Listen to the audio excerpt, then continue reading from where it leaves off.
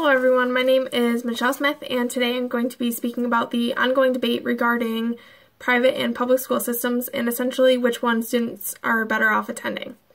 Now, I want you to think to yourself, which one do you personally think is the better choice for a student to attend, private or public schools? Today I will be siding with the public school system and explaining different studies and articles that I've reviewed that really support that public schools are ahead and superior to the private school systems. Now, these studies definitely focus on a few different key factors, such as student populations, demographic differences, and student families and student family backgrounds. First, I will be focusing on the student populations, and one big source of information that I had was the review done by Art Steller on the book, The Public School Advantage, Why Public Schools Outperform Private Schools. Now, this book was written by Chris and Sarah Lubianski, but again, like I said, it was reviewed by Art Steller. And in this review, it mentions that when adjusting for differences in student populations, public school achievement is roughly equal to or higher than other school types. And again, that was by Art Steller. Now, once student populations are altered and taken into consideration, it really shows that public schools have this advantage over private school systems. In a New York Times article, it mentions a study that is done on 13,000 schools on 4th and 8th graders and their math scores that they are achieving. And in this article, it states, it found that charter schools privately operated and publicly financed did significantly more poorly than public schools in the 4th grade once student populations were taken into account. And this was a quote by Diana Schemo, who was the author of the New York Times article. Now, moving on to demographics, which is another key factor alongside student populations. The demographics deal with the ages, races, and the sexes of the students that are in public and private school systems. Now, in the Art Steller review of the book by Christopher and Sarah Lubianski, he mentions, after adjusting for demographic differences, no charter or private school means are higher than public school means to any statistically significant degree. Once again, that was by Art Steller.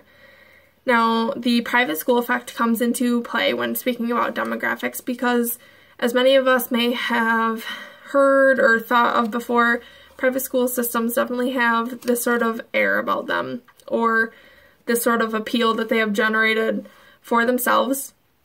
And once taking in these different factors, public school systems definitely started to increase their own appeal and their effect on the population and definitely give themselves a boost of confidence when taking in these factors. Now, moving on, this kind of ties in with the appeal of the private school systems. I'm going to be talking about families and the backgrounds of the students. Now, private schools are not the reason for superior students, but in fact, they have found that families are what really give private schools this good reputation. And the families that they attract are ultimately the reason for this reputation. James Coleman, which is someone who is mentioned in the Art Steller review, is someone who is a big supporter of the idea that family history has such a great impact on public school systems and the way that they look on paper. In the Art Steller review, once again, it is mentioned that research studies such as Coleman's, which concluded that schools themselves make little difference, but family and peers are key factors.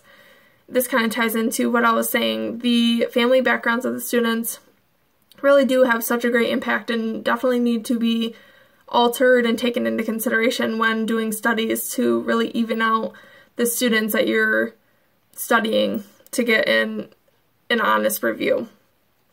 Now, taking these three factors into consideration, it definitely puts public schools on top, and it definitely shows their worth compared to private school systems. Now, other factors that definitely come into play would be teacher qualifications, and the last thing that I will be talking about is the cost of either public and private schools as well. First, I will be talking about teacher qualifications. Now, public school systems definitely have a strict policy, and depending upon their requirements of teachers that they are wanting to hire. which gives the public school system a really big advantage over private school systems. In the article, Private School versus Public Schools, which holds a better experience for students, this article was written by Chase Fendrick, and in that article he states a couple of great things about public schools is that teachers have more qualifications. This means more experience in and outside of the classroom. Their jobs require high education and hours upon service in training seminars. And again, that was Chase Fendrick. With that being said, the niche blog that I had come upon definitely shows that public schools have a great advantage regarding their teacher qualifications compared to private schools, because this said that private school is really dull in comparison when taking into consideration what qualifications are needed to become a teacher in public or private school. In 1998, almost all public school teachers had a bachelor's degree, and 45% had a master's degree. The percentage of teachers with master's degree increased with years of training experience. This was a quote that I pulled from an article that was written by the U.S. Department of Education.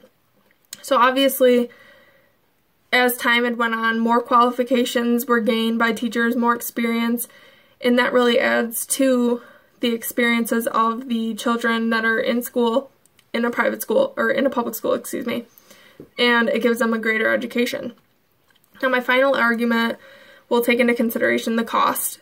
And in an article by Grace Chen, she states, private schools do not receive tax revenues, but are funded through tuition, donations, and private grants. Therefore, private school costs are more than public schools. Now, this is a more obvious fact. A lot of us know that private schools have a tuition fee that parents or families would have to pay to send their student to a private school.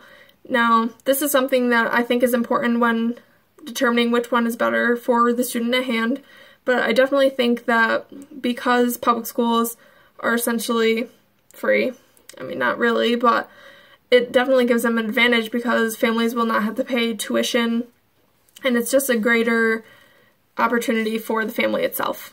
Now, after looking at all of these factors and studies that I've mentioned, I hope that you guys have been able to side with the public school system just like I have over the private school system and see what they're worth in the long run.